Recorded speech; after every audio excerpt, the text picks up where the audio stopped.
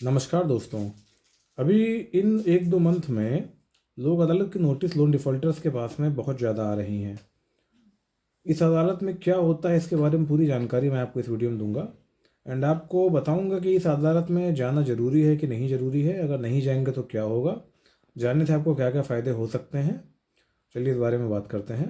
देखिए, लोक अदालत में किसी भी तरह की कोई बहस नहीं होती है। वहाँ पे केवल आप होते हो, कंपनी के रिप्रेजेंटेटिव होते हैं एंड जज बैठे होते हैं। कोई वहाँ पे कोई तीखी बहस नहीं होती, ना कोई एक दूसरे पे एलिगेशन लगते हैं, कुछ ऐसा नहीं होता। चाहे वो लोन का केस हो, चाहे कोई भी केस हो। लोक अदालत एकदम सिंपल सी अदालत है। इसका पर्पस यही होता है, केस को ऑन स्पॉट कम से कम में ख़त्म करके सेटलमेंट कर लिया जाए। बस यही लोक अदालत का मोटिव होता है और इसमें कुछ नहीं होता है। ना ही इसमें कोई वकील को हायर करने की ज़रूरत पड़ती है। देखिए, लोक अदालत को हम लोग सीधे शब्दों में कह सकते हैं समझौते की अदालत। इसमें क्या होता है, आपके जितने भी लोन्स होते हैं उनका सिर्फ और सिर्फ सेटलमेंट होता है और कुछ नहीं होता है। इसलिए इसको समझौते की अदालत भी हम लोग कह सकते हैं। लोक अदालत बेसिकली आपके एरिया में या तो डिस्ट्रिक्ट कोर्ट में आपको बुलाया जाता है, या तो कई बार बैंक क्या करते हैं कि आपको ऐसे ही किसी जगह को बुक करके वहाँ पे टेंट वेंट लगा के आपको बुला लेते हैं, उसको लोक अदालत का नाम दे देते हैं।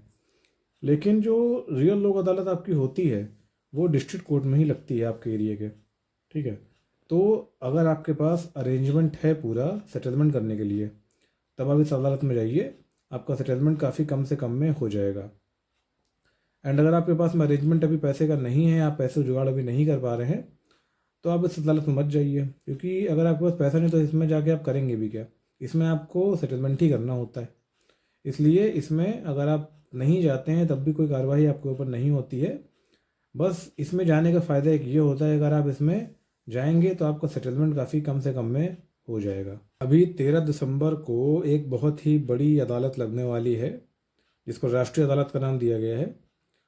ये काफ़ी अच्छा मौका हो सकता है आपके लिए, अपने जितने भी लोन्स हैं उनका सेटलमेंट कराने का।